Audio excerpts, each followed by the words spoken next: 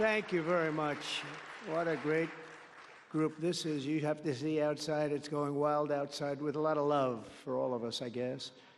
But thank you, Richard, for the introduction, and thank you to all for such a warm welcome. It's great to be back in beautiful Miami, where I've actually built a lot of great buildings with the Desert family and some others. We've had tremendous success in Miami. We have Trump Towers and Sunny Isles Beach.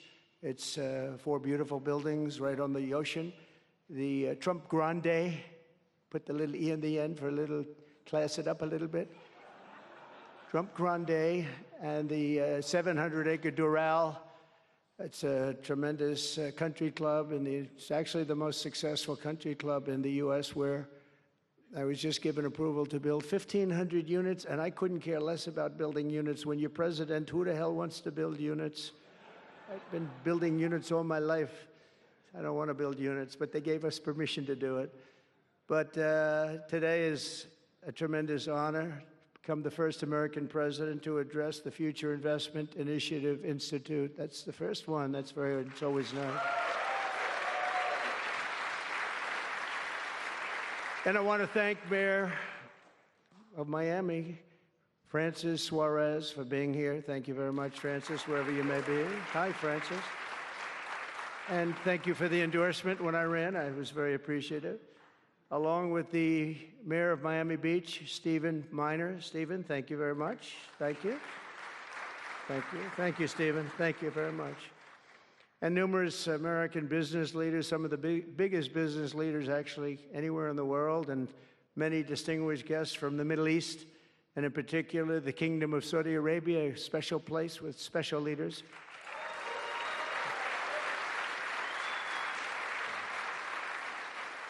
And including FII Institute Chairman and Governor of the Public Investment Fund, which is a seriously big fund. Yasser, I see you there. Stand up, Yasser. Yeah, everyone knows Yasser. Thank you. Great guy, great person. And Finance Minister Mohammed, thank you very much. Thank you, thank you very much. Good to see you again. That's pretty good, Finance Minister of that part of the world. That's not bad. Other parts of the world, not so good, but that one is good. And many other senior government leaders. I also want to recognize the Kingdom's ambassador to the United States, Her Royal Highness Princess Rima. Ooh, very popular. Very popular. Wow, that's very nice. Sitting next to Elon. Wow, you couldn't do better than that, huh? As well as my own special envoy to the Middle East, who's really done a fantastic job, Steve Witkoff. Thank you, Steve. He's been busy. And Michael Waltz is here. Where is Michael? Michael's been so busy. They've been going back and forth and back, and a woman who is just voted the most powerful woman anywhere in the world. No, I'm going to go with Princess Rima, but she was voted the most powerful woman anywhere in the world, Susie Wiles. Thank you. Thank you. Most powerful woman. That's pretty good. We have to talk to you about that, Susie. It's pretty good. And also, we all know Jared Kushner, a very special guy. Thank you, Jared. Thank you, Jared. And Elon Musk. He's been making a little news lately, hasn't he, though? Very positive news. Stand up, Elon. He's a great guy.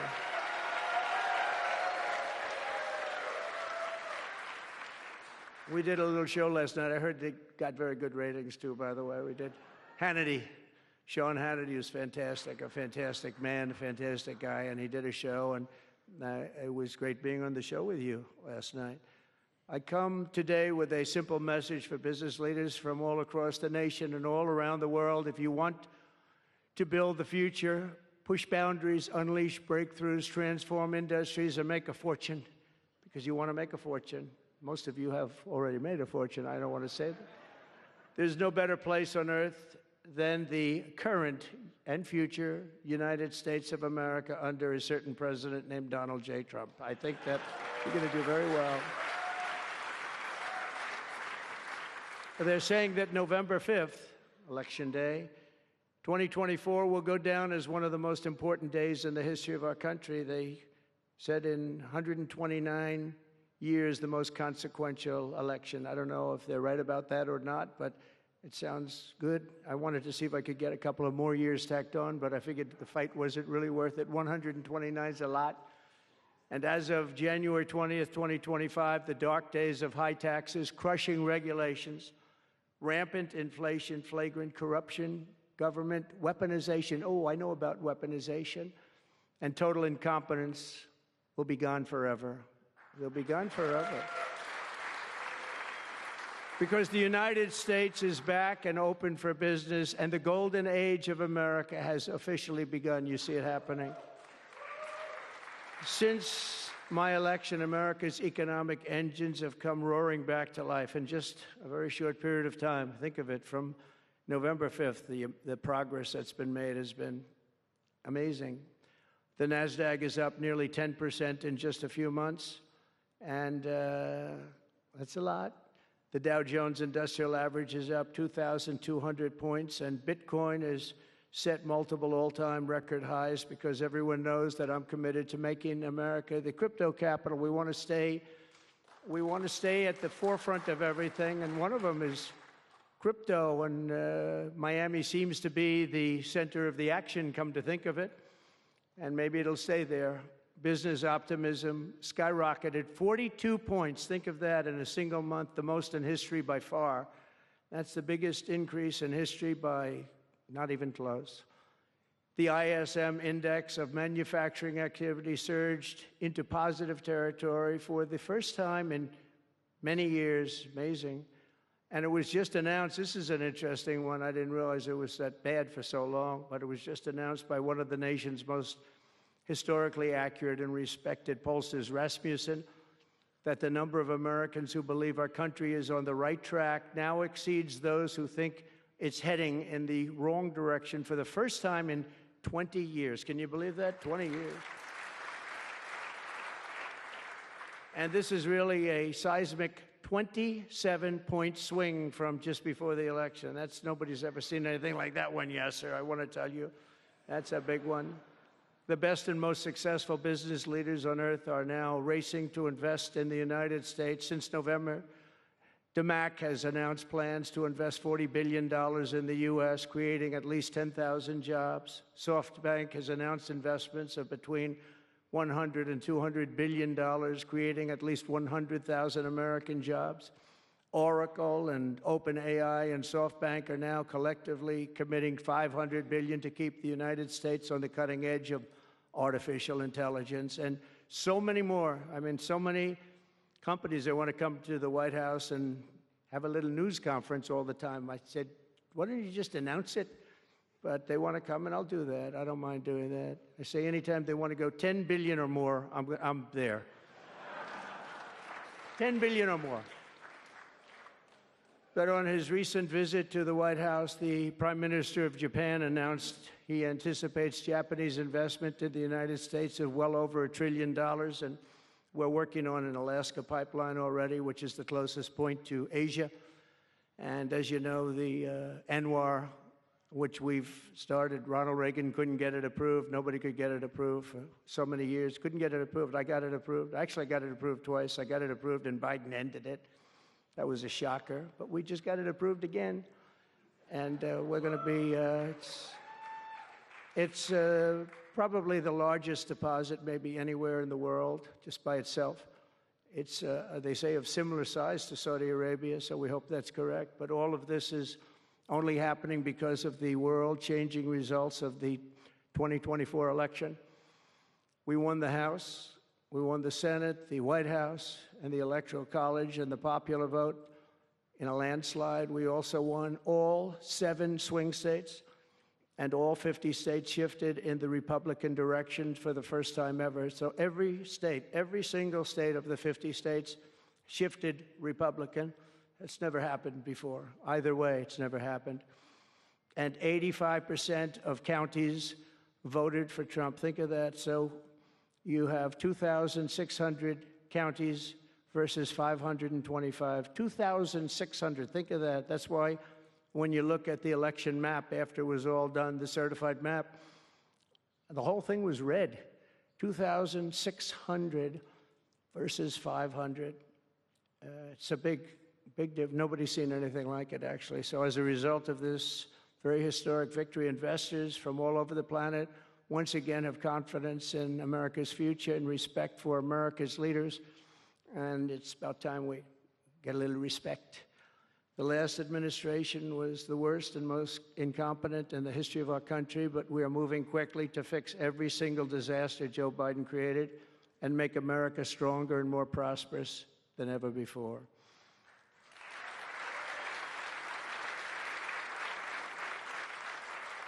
Our first and most urgent mission is to remove the criminals that Biden allowed into our country with the ridiculous and very dangerous open borders policy. They came from all over the world. They came from prisons and jails. They came from mental institutions and insane asylums. They were gang members. They were drug lords. They came from all over, and they were allowed to come into our country.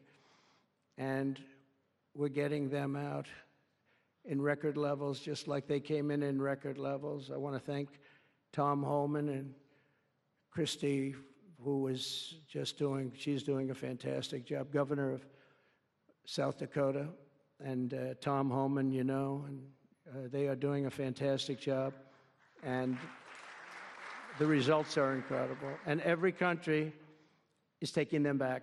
They're sending their criminals to us, and they're all taking them back. We had a little problem with a couple of them that ended very quickly. And because some said, we don't really want MS-13 back in our country. But I said, congratulations, you're taking them back. And they take them back. And by the way, Europe and other places ought to start also doing that. They better start looking at immigration, because it's really hurting Europe very, very badly. And they better get smart, and they better get tough before it's too late. We're also working to end the highest inflation in our country's history, all caused because they played with our energy policy and wasted money on the Green New scam and other things such as that. And they wasted monies at never seen before levels. If Joe Biden had simply held federal spending at the pre-pandemic levels we had in 2019, right now we would have virtually no inflation. We're trying to balance the budget immediately, and because of the tariff income, which is really, it's already turned out to be amazing, actually. It's really meant more for bringing countries and companies into our country, but it's, the numbers are rather staggering, because we're the big piggy bank that everybody wants to be, and they can play games and they can say, well, there'll be retribution and, you know, equal this and that, but they can't be equal. But we want to keep it so that we're the big piggy bank. And if we had years like we did the last 4 years, that wouldn't have lasted too long. So we're not promising it, but, you know, all of these things could happen. We hope to balance our budget. So I don't want to promise it, because if I do and we come about $10 short, the fake news media back there would say, we have breaking news. He did not make it. He did not make it.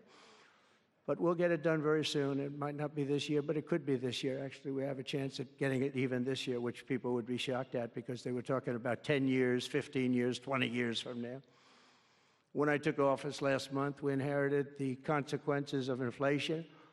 That was more than 4 times what it was when I left 4 years ago. Think of that. I left, it was at 1.4%. And the annual government spending over $1.5 trillion more than projected in 2020 alone. $1.5 trillion. But under the Trump administration, all of that is changing faster and more dramatically than anyone ever thought possible. They didn't think it was possible to do what we've done in just a very short period of time. We've accomplished more in 4 weeks than most administrations accomplish in 4 years. On my first day in office, I imposed an immediate federal hiring freeze, a federal regulation freeze, and a foreign aid freeze. I signed an order creating the Department of Government Efficiency and put a man named Elon Musk in charge. Thank you, Elon, for doing it. Thank you very much. And he's doing a great job. I wish you could have seen him last night. It's really, you know, he's a very committed person. He's a very serious person. and he's a very high IQ people. You know, I like high IQ people. Not all have to be, but, you know, it'd be nice to have some people up there that he's a seriously high IQ individual. Now, he's got his faults also, I will tell you that. But not too many of them, which is now really waging war on government waste, fraud, and abuse. And they're curbing inflation and saving taxpayers billions and billions of dollars every single day. And there's even under consideration a new concept where we give 20% of the Doge savings to American citizens and 20% goes to paying down debt, because the numbers are incredible, Elon. So many billions of dollars, billions, hundreds of billions. And we're thinking about giving 20% back to the American citizens and 20% down to pay back debt and pay down debt, which is, if you look at value, if it were a real estate balance sheet, the debt is tiny, but we still want to pay it down. Doesn't matter. We don't look at it as a piece of real estate. It's America. We're going to get it down through intelligence, hard work, and, as Elon said, a word called caring. You have to care. By doing this, Americans will tell us where there's waste. They'll be reporting it themselves. They participate in the process of saving money. So many of the men and women in this room, as an example, they pay tremendous amounts of taxes. And here are just a few examples of where your money was going before I came along. These are just some of the, just taken at random. Oh, there are much worse examples than this. I was just looking at them before the speech, and I can tell you they were much worse. And there are some that are horrible, but I don't want to really say them because they're very, very embarrassing to people. Very, very embarrassing. And they're really something, but you'll be seeing it and you will be reading about it. But just some taken at random: $2 million for sex change operations in Guatemala, $20 million for Sesame Street performances in Iraq. $20 million, that's a lot of money. You know, I know what it costs to do those things. You get a cast over for $50,000, give them a couple of bucks tip, and that's it. Not 20 million. 20 million, that's Gone with the Wind on steroids. $101 million for 29 diversity, equity, and inclusion contracts at the Department of Education. Wow. And we've canceled all of these, saved all of this money. And again, this is just a small sample. This could go on. I could read them all day. $520 million for a consultant. I want to know, who is that consultant? To do ESG, that's environmental, social, and governance investments in Africa.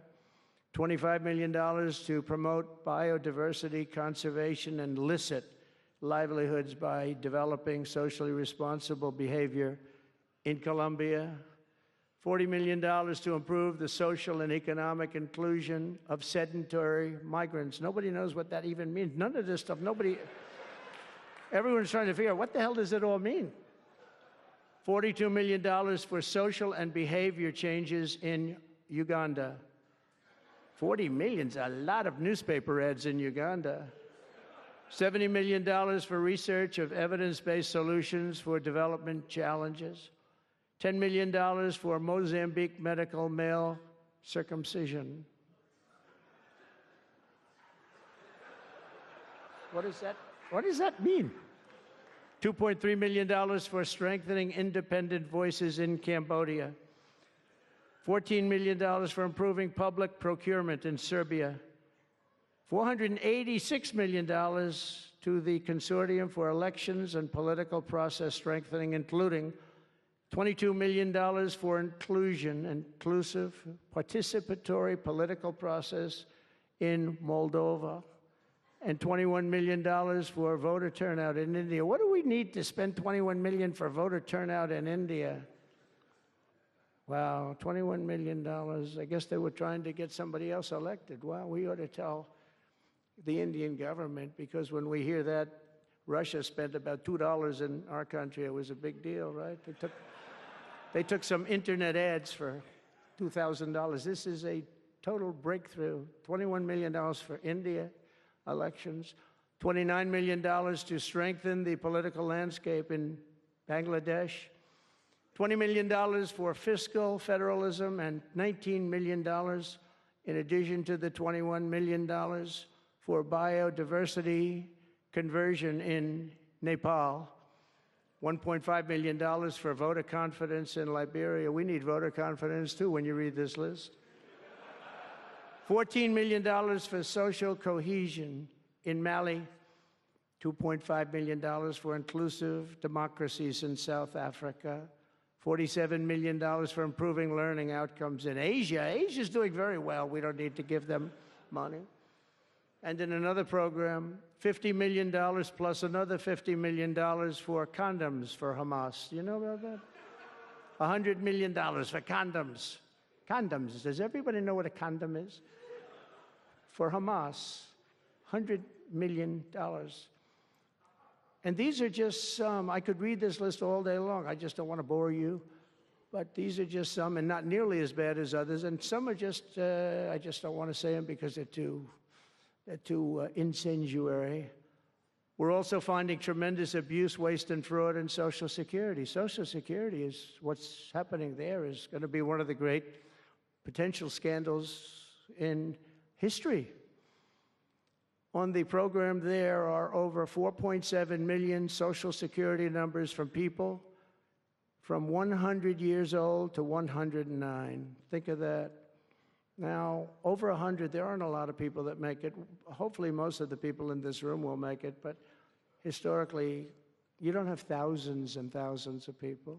But listen to this, 3.6 million people are on Social Security rolls from the age of 110 years old to 119. Do you think there are really that many? Those people are seriously old. But it gets worse. 3.47 million people are on Social Security from the age of 120 years old to 129 years old. 3.9 million people are on the age of Social Security from 130 years old to 139 years old. Now, the all-time record, I heard, is a woman who was 127 years old. That's the record. A woman from a certain country where they have actually people that live pretty long, actually. And she was 127 years old. That's pretty old. But we're topping her by millions of people. 3.5 million people from the age 140 to 149 years old. 1.3 million people are on Social Security from the age 150 to 159. And over 130,000 people are on Social Security over the age of 160 years old, okay? Including 1,039 people. Think of it, over 1,000 people between the ages of 220 to 229. And one person between the age of 240 years old to 249. And the record topper, there is one person on Social Security who's 360 years old, which is approximately 110 years older than our country.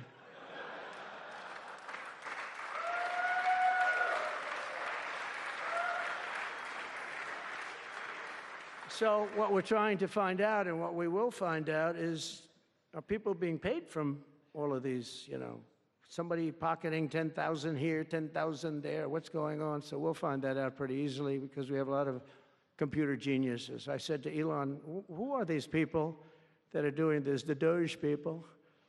I said, who are they? Where do they come from? He said, well, number one, they love our country. Number two, they're really genius at computers. So nobody's going to fool them. When they go in, they see some bureaucrat that's scamming the country, and they try and talk about, you know, certain computer language. These people say, no, it doesn't work that way. These are people that have a natural ability as you know, brilliant computer people. It was very interesting when he told me that. I said, that's what you need today.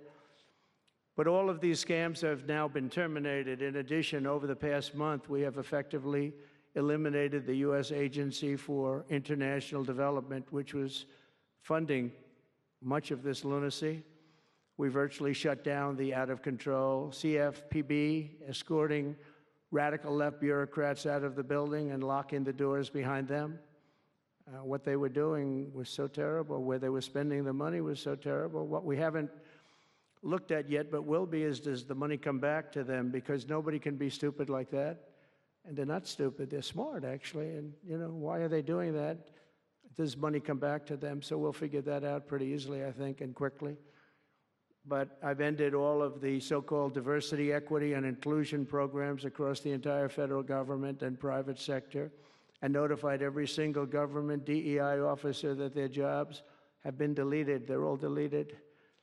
And it's interesting, even these companies that have tremendous amounts of money, a number of them just announced, Walmart, if you can believe it, they just announced that they're stopping. And, you know, these companies are writing off like $220 million. How can you spend that much money no matter what you're doing? If you're teaching something, you're going to have an instructor, you're going to talk, you're going to give them a book. Please read the book. You know, then you find they spent $225 million on that. What's going on?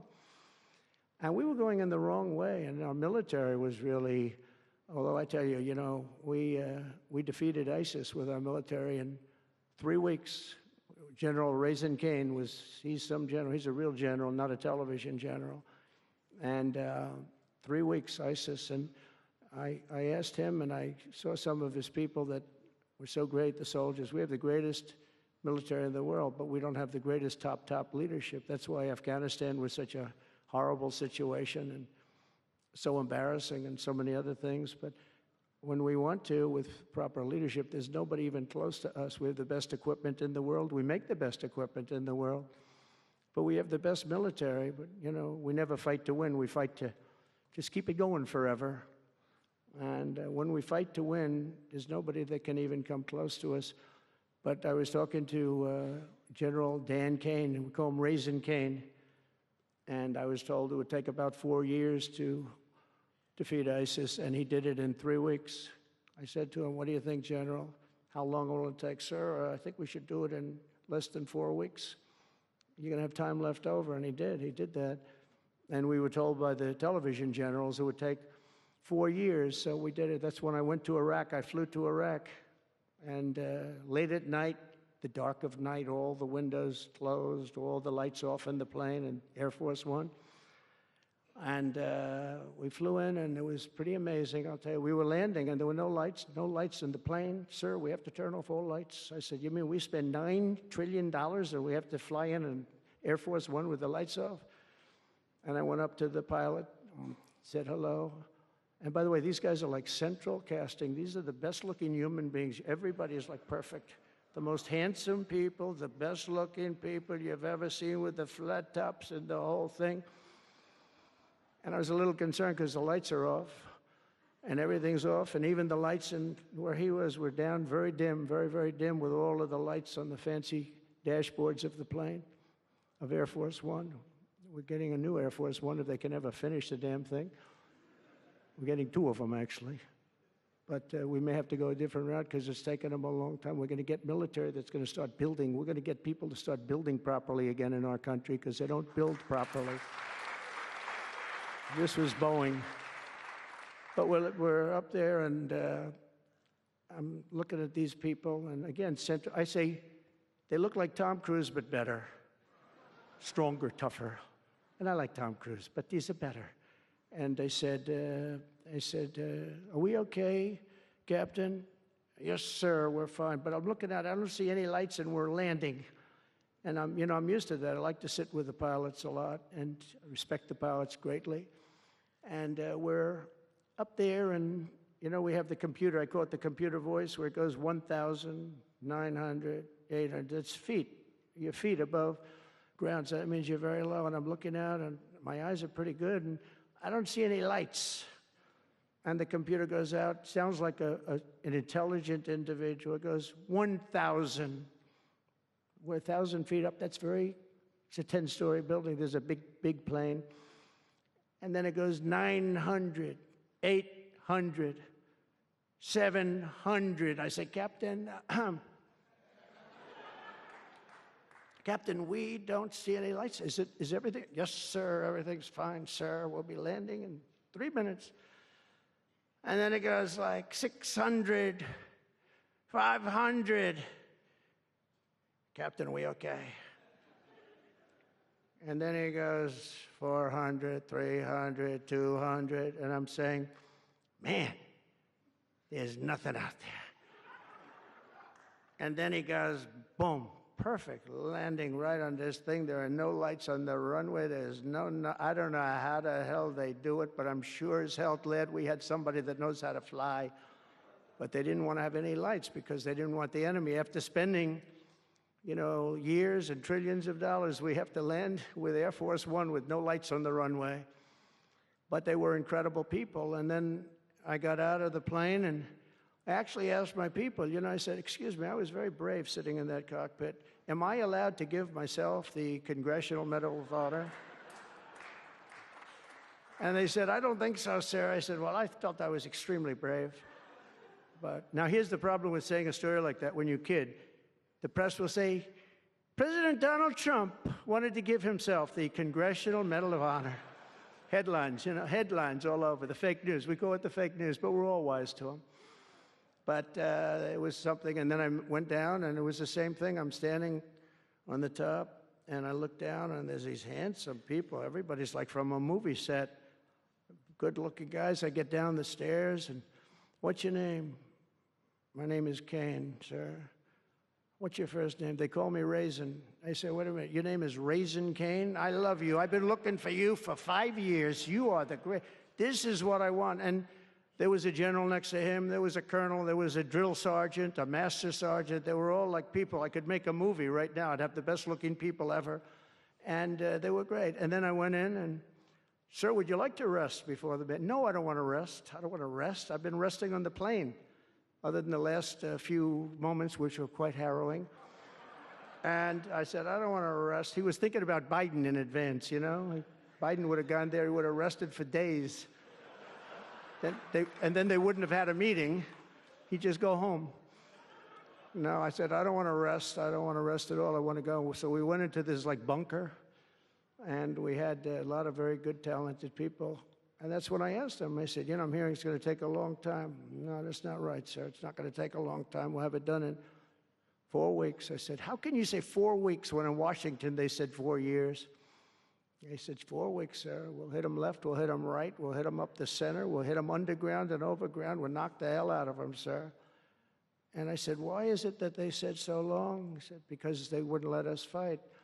And we're very far away. They want us to fight for this, from this airport. We're very, very far away, sir, and they want us to fight here. We have many substations out, sub-airports, they call them, remote airports, where they build them in the sand, and we have many of them, and I'd use them all, sir. And I would hit them so hard from so many different directions. I said, well, what do you think? He said, you just let me know. And I called him back, and I said, go ahead and do it. Are you sure you can do this, General? I said, yes, sir. And he did it actually in 3 weeks. It was over 100% of people that are really hurting the Middle East, hurting the world. And it was done. And we have, I'm telling you, we have the greatest military in the world, but you have to use the right people.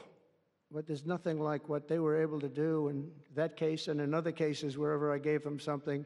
It was done incredibly well and you know many of the instances because it's been well reported. But we've also required, and so we have a country that's a great country. It's a strong country, but it's a country that's just now gaining its respect back to the levels that it should have never lost. We were being laughed at by the entire world, but we're not being laughed at anymore. But we've also required that all federal employees must once again show up to work. It's a new phenomena, you know, since COVID.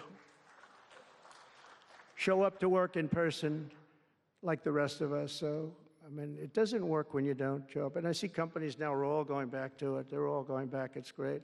I watch some of the big business leaders saying, we absolutely are going back. You can't work at home. They're not working. They're playing tennis, they're playing golf, or they have other jobs. But they're not working, or they're certainly not working hard. You could never build a company or a country with that. So we have a very strong policy, and if they don't show up to work, they get fired. And we're trying to make our government smaller but much stronger. and we have tremendous bureaucracy, but it's happening. A lot of people are leaving, and in some cases leaving with pretty good offers. You know, you're paid 7 or 8 months and go out, find a job. But some of these people had jobs. They were actually working for us, but they also had other jobs. And those people, in theory, they have problems. I don't know if we're going to do anything about that. So we have other things to do, but they were working other jobs instead of working for us. So they were staying home working, but they were working other jobs, getting paid a lot of money, perhaps.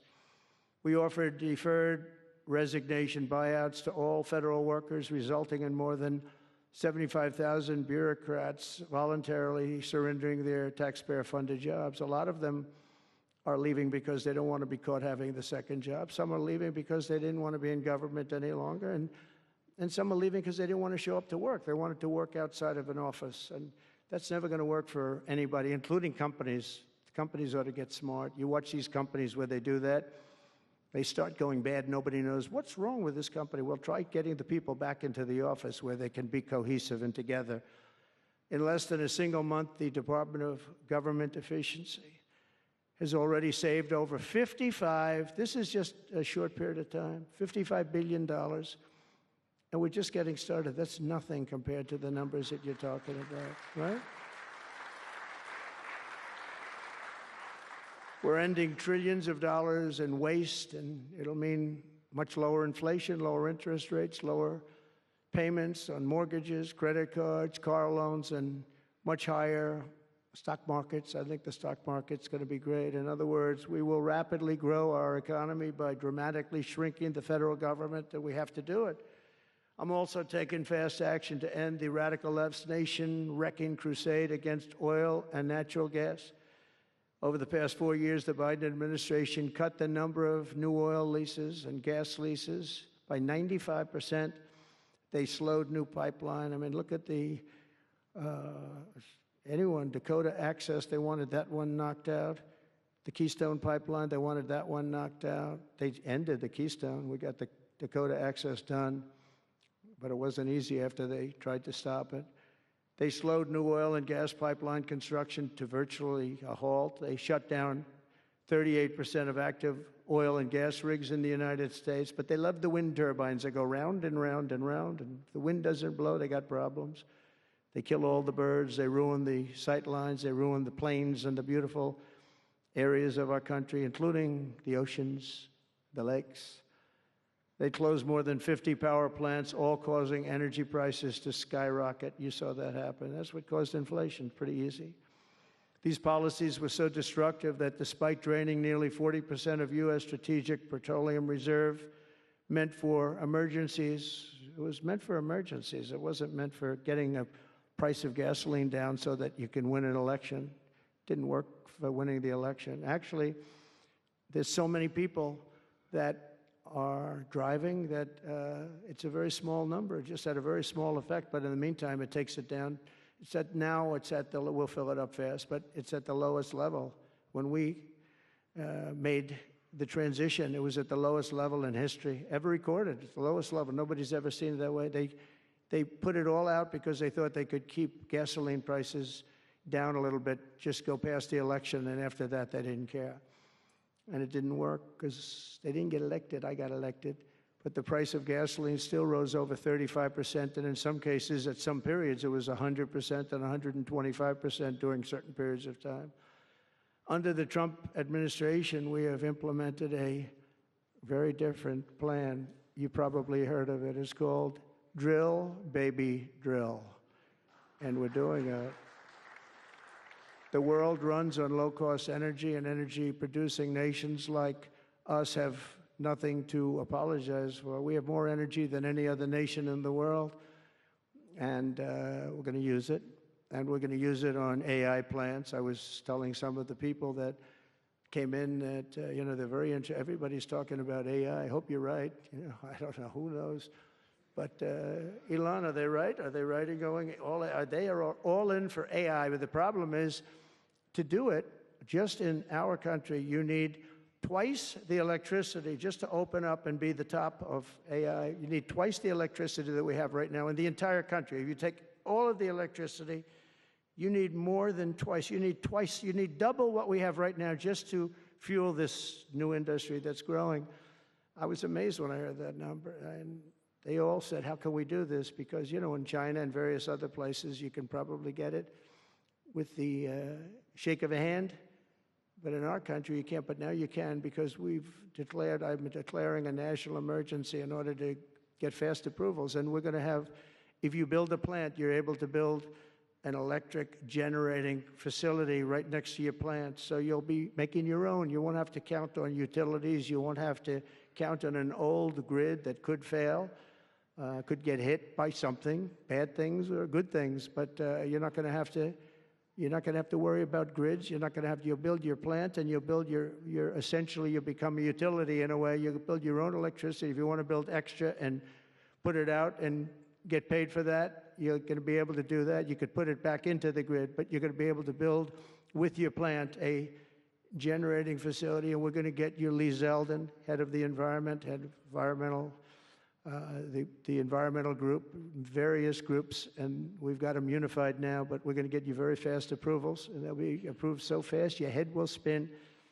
And we're going to get that whole industry started, and we're going to be the head of it. We're leading right now. We have the greatest brain power. We're leading right now, and I expect that we're going to be leading by a lot, but we're going to get you the energy very, very quickly. That would be the one thing that everybody was concerned. How do we have that much electricity when Los Angeles has blackouts and brownouts right now, and there's a lack of electricity, but we're going to get it at levels never seen before. I ended the ridiculous Green New scam, halting tens of billions of dollars of wasteful deficit spending, and I withdrew the United States from the unfair one-sided Paris Climate Accord, and I ended Joe Biden's insane electric vehicle mandate because it was just insane.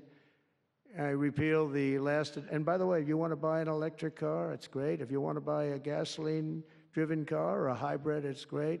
Whatever the thing happens to be. I heard hydrogen's hot. The problem is when it's not, you're in deep trouble, because when that sucker blows up, they don't find the body. So that's one that I said, you know what, let's take a pass on that one. They said it's good, but when it's bad, it's really bad. You find the bodies on trees, on the side of a tree. I said, I think we'll pass on that one, right? We're not going to want that one. But you never know. Maybe someday it'll be good, but it doesn't sound like it's off to a good start. I repealed the last administration's very destructive natural gas export ban. And last week, we approved our first new liquefied natural gas export license. And we have literally hundreds of people that want to export. I recently met with the Japanese Prime Minister, Shiba, to discuss large increases in American oil and gas exports. They want it so badly. They said we went to the Biden administration, they wouldn't sell it. They wouldn't sell it. Nobody knows why. Biden didn't know why either. They asked him, I don't know. They did, oh, I didn't know that. But we're going to sell it. And the new project in Alaska is going to feed all of Asia. We're going to take care of all of Asia. We have so much oil and gas, like very few people, like very few countries have, like really actually no country has. I also met with Prime Minister Modi of India, who wants to greatly expand India's purchase of American energy. And my administration has also launched the most aggressive deregulation program of any nation in history. Under my executive order, for every one new regulation added, 10 old regulations have to be eliminated. And you know, in our first term, which was actually an incredible success, we had the greatest economy in history until COVID, and even after that, we did great. The stock market was higher. If you think of it, it was higher after the fact. After we went through that whole thing, it was higher than it was just prior to COVID coming in, which is a pretty amazing thing. But we did a great job on that, but it was a terrible thing for the world. The whole world suffered. It suffered terribly, including China, including other countries. It was a terrible period of time. But despite that, we did well. But we had the greatest economy in the history of our country. And I think this time we're going to do even better. We were artificially hurt by COVID. We had to focus on that instead of focusing on, but just prior to COVID coming in, there's never been anything like what we did, what we achieved. And even after, we did very well, and especially considering what all of us had to do with COVID. Some nations were hit so badly, it's just unbelievable what happened to them. As part of our effort, I've signed executive orders to keep the United States at the forefront of artificial intelligence and to end Joe Biden's war on Bitcoin and crypto. We ended that war totally. That war is over. They were very hostile toward them until the very end, just because there's so many people on Bitcoin and crypto that just before the end, the SEC came out and they were being very nice. I was so nice to people because so many people were being indicted for no reason whatsoever. Very political group of people. That's all they did was they liked indicting people, but they were being indicted, and many of those indictments were dropped just before the election because they said, wait a minute, there's 100 million, 125 million people using this, and they didn't want to have, you know, all these people being voted against. But by the time they did that, it was too late. We had that vote entirely, I think. I think anybody was smart that believed in that, and there were a lot of people believing it. Anybody that was smart voted for Trump. And they pulled the indictments, and I see people that were indicted. I said, I saved your life. I saved your life. Because if they thought that, they actually thought that I was doing it, they said, why is Trump doing it? Is he doing it for political reasons? I don't do anything for political reasons. I do what's right. I want to be in the forefront of every industry. So I'll be working with the Republican Congress to pass the largest tax cuts in American history. And that includes, obviously, that includes we have to extend the Trump tax cuts, which were, until now, the largest. We're going to dramatically cut taxes for families and for workers and for companies, including no tax on tips and hopefully no tax on Social Security and no tax on overtime. And that overtime one is a sleeper because I think a lot of people are going to be spurred on to do a lot of extra work. When they hear that, it's a lot of companies really like it and a lot of people really like it. The new Trump tax cuts will also include 100% expensing for new factory construction in the United States and anything else that you're going to buy with capital. If you buy something that is going to be good for our country, we're going to let you expense it, 1 year expense. And I did that the first time, and everybody was saying, can you go back to that? Now you still get, I guess, 40% or whatever, but it, you know, pares down. But we're going to bring that right up to the top level. I think that had a lot to do with the success that I had during my first term. And we'll substantially cut taxes for all domestic producers of oil and gas and just about everything else that they produce. In my first term, I brought the business tax down from around 40% to 21%, which everybody said was an impossible thing to do. I cut it from 40. It actually was state and city was much higher than 40, but I got it down to 21%, and now I'm bringing it down to a goal of 15%, but only if you make your product in America. In other words, you're going to be at 21%, but if you make your product in America, you're going to go from 21 to 15. If you don't, you're going to pay 21%, which is still lower than anything. So guys like Elon are going to come and make his great cars in the United States. There are a lot of people will. A lot of people are calling. A lot of car companies are calling. They called me, three of the majors. They called and they said, we're looking all over the place. We want to be there. I'm going to be announcing tariffs on cars and semiconductors and chips and pharmaceuticals, drugs and pharmaceuticals and lumber probably and some other things over the next month or sooner. And it's going to have a big impact on America. We're bringing our businesses back. If they don't make their product in America, then they very simply, they have to pay a tariff. But if they do make their product in America, they don't have to pay any tariff, which will bring, it's all going to bring trillions of dollars into our treasury, or it's going to mean that there won't be any taxes because we want to have a fair base. If they don't have it, we don't have it. If they don't pay, if they don't charge us, we don't charge them. It's pretty simple. The Republican Party is once again the party of common sense. We're a party of common sense. We want strong borders. We don't want men playing in women's sports. We don't want to have transgender for everybody. We're the party of common sense. That's how we won the election in such a big manner. We'll no longer allow other countries to ransack and plunder our nation. That's why I've announced that we will soon begin imposing reciprocal tariffs on any country that engages in unfair and unequal trading practices. If they tariff us, as I said, we will tariff them at the exact same rate. So if a certain country, because some of these countries, even countries that I've already mentioned, are extremely aggressive with tariffs. Nobody knows that. European Union, they have a VAT tax that's devastating. It's very tough for people on the outside. Hard to sell cars, really impossible to sell them because they also have non-monetary tariffs that are very, very tough. But if you take a look at that, it's a very unfair situation. And the VAT tax is similar to the tariff.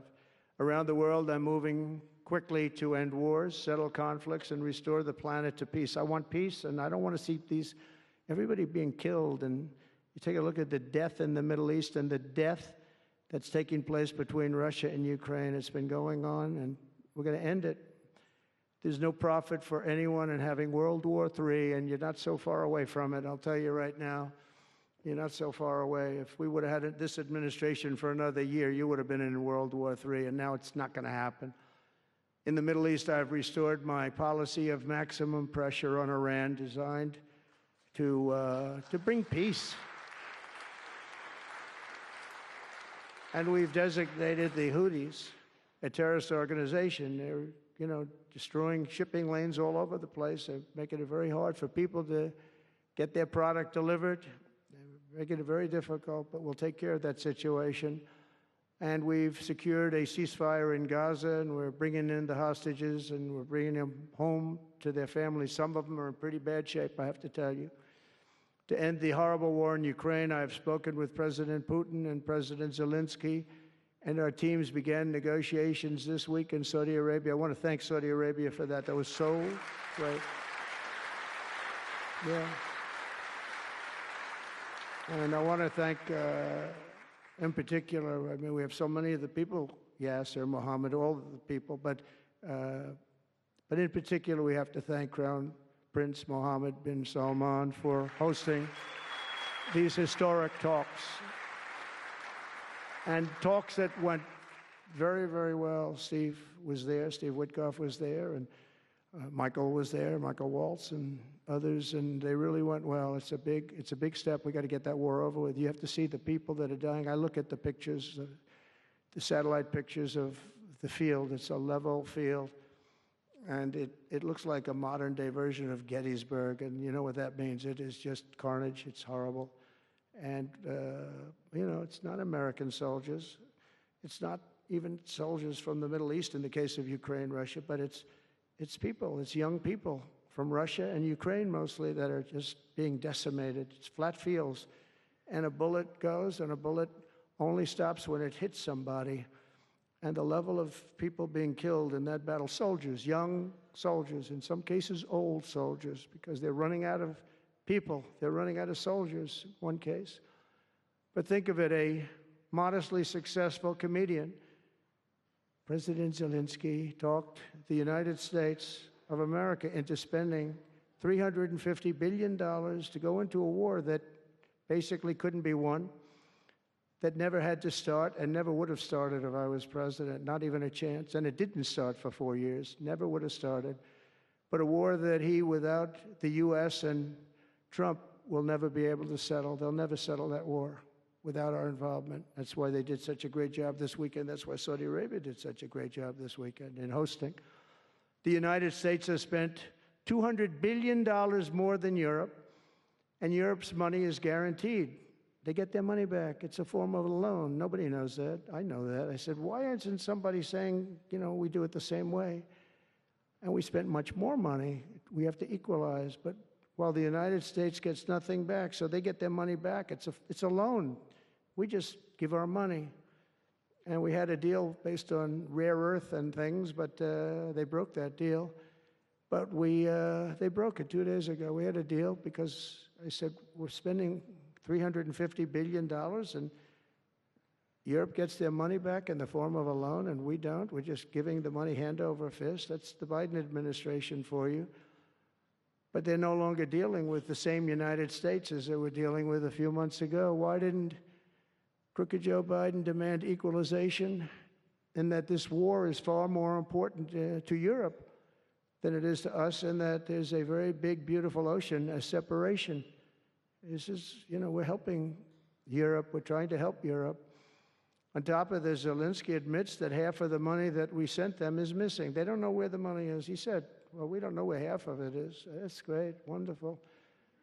He refuses to have elections. It's low in the real Ukrainian polls. I mean, how can you be high with every city is being demolished? It's hard to be high. Somebody said, oh, no, his polls are good. Give me a break. Every city is being demolished. They look like a demolition site, every single one of them. And the only thing he was really good at was playing Joe Biden like a fiddle. He played him like a fiddle. That's an expression we use, Yasser, to say that he's pretty easy, pretty easy. A dictator without elections.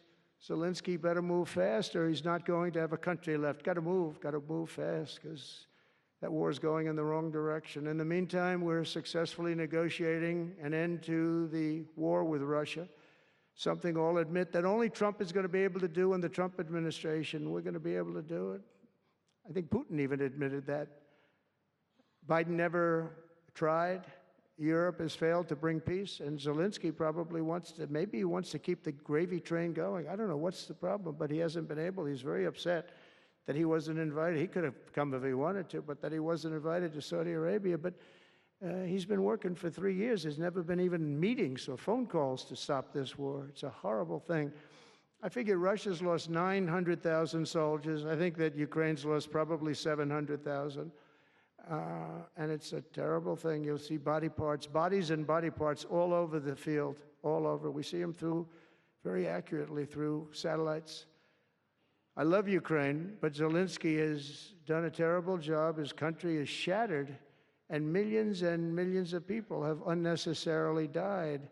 And you can't bring a war to an end if you don't talk to both sides. You got to talk. They haven't been talking for 3 years. So we hope to see a ceasefire soon and to reestablish stability in Europe and the Middle East. But thank you very much. And as I've said before, it's my hope that my greatest legacy will be as a peacemaker and a unifier. That would be a great legacy. So in conclusion, the golden age of America is upon us, and I'm inviting everyone here today and every citizen across our land to take part in the most extraordinary period of peace, prosperity, growth, innovation, wealth creation, and expansion the world has ever seen. We're on our way. I mean, everyone's talking about us. 3 weeks. We're in there for a couple of days more than 3 weeks, and everyone's talking about it. You have to see the crowds of people outside. It's pretty amazing what's happening. We're on the verge of soaring markets, surging incomes, booming production, groundbreaking technologies, thrilling discoveries, and a quantum leap in the quality of life. Absolutely a quantum leap. One day, very soon, our country will have the greatest economy in the history of the world because we once again have a president who puts America first, and we put America first, and your country should put your country first. But in the end, we want America first, and when it's all beautiful, which it's going to be pretty soon, we want to help other countries, and you want to help other countries. But, you know, I tell your leaders, and some of the leaders are in this room right now, you got to put your country first. Whether it's Saudi Arabia, whether it's something else, you got to put your country first. But we're going to have plenty left over to help others also. As long as you invest in America, build in America, and hire in America, that means that I'm fighting for you. I am fighting very hard for you.